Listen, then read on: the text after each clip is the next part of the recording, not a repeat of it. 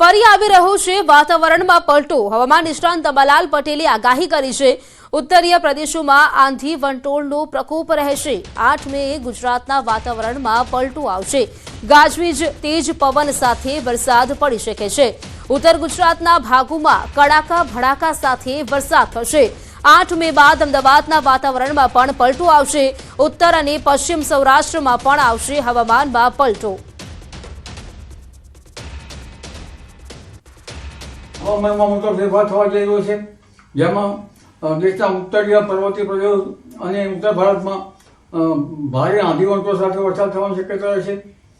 જ્યારે ગુજરાતમાં પણ તારીખ 8 મે આસપાસ કેટલાક ભાગમાં ગાજવીજ અને પવનના તોફાન સાથે વરસાદ થવાની શક્યતા રહેશે।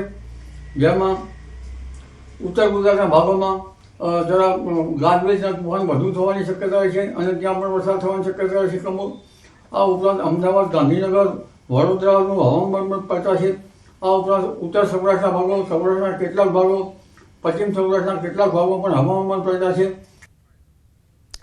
તો અખાત્રીજથી પ્રી મોન્સૂન એક્ટિવિટી શરૂ થશે। અખાત્રીજથી 8 મે વચ્ચે ગુજરાતમાં માવઠાનો માર રહેશે। ઘણા ભાગોમાં કડાકા ભડાકા તેજ પવન સાથે વરસાદ થશે। 25 મેથી 4 જૂન વચ્ચે અરબ સાગરમાં સાયક્લોનિક સર્ક્યુલેશન બનશે। 25 મેથી 4 જૂન વચ્ચે અરબ સાગરમાં ચક્રવાત પણ બની શકે છે। તો ગુજરાતના ઘણા ભાગોમાં તેની અસર થઈ શકે છે।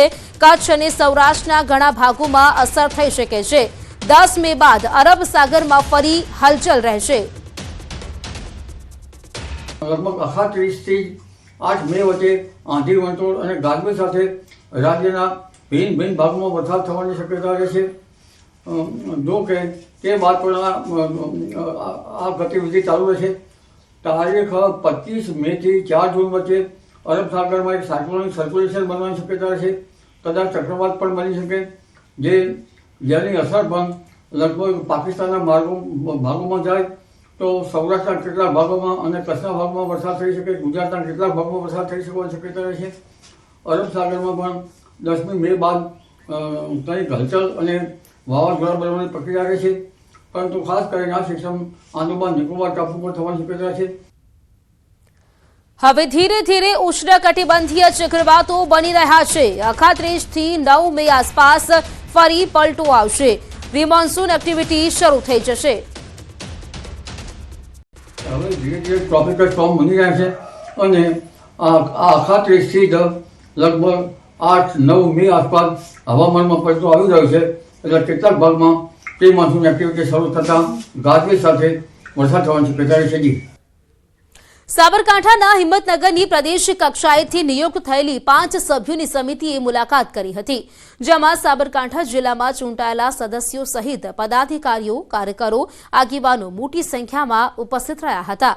કાર્યક્રમની શરૂઆત પહેલા પહલગામના મૃતકોને શ્રદ્ધાંજલિ આપી મૌન પાળ્યું હતું।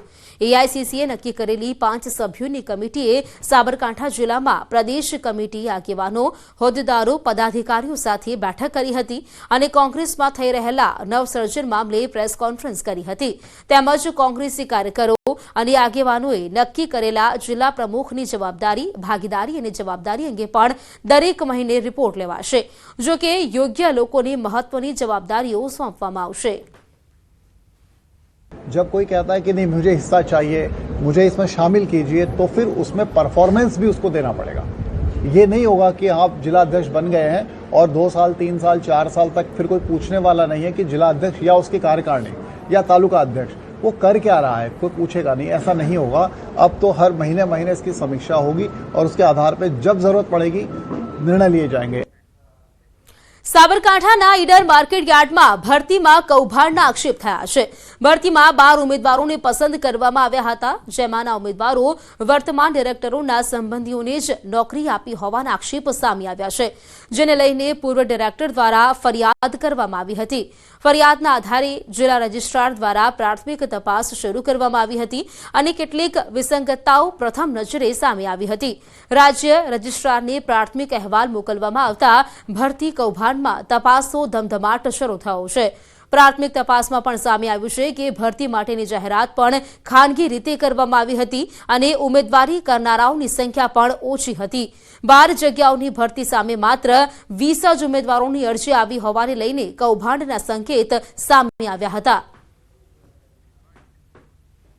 લેખિત જાણ કરવામાં રાજ્ય રજિસ્ટ્રાર, જિલ્લા રજિસ્ટ્રાર અને સહકાર મંત્રી તેમને જાણ કરવામાં આવી છે અને તેમને લેખિતમાં જવાબ બી આપેલા છે અને તે ઉપરાંત મેં હાઈકોર્ટની અંદર બી અપીલ દાખલ કરેલી છે। તેની અંદર તેમનું શિક્ષણ, સગાવાદ અને ઉંમર તે મેં દાખલ કરેલ છે। તપાસ કરી એપીએમસી પાસેથી જે મુદ્દાઓ મળ્યા એ મુદ્દાઓનો એક આપણે એચઓથી અહેવાલ નિયામક ઓફિસ ગાંધીનગરને મોકલી આપ્યો છે 3 એપ્રિલ 2025માં। એમાં સર કોઈ ક્ષતિ જણાતી હોય, કોઈ ક્ષતિ જણાય એવું એટલે બધા મુદ્દાઓ જે હતા એમાં વધારે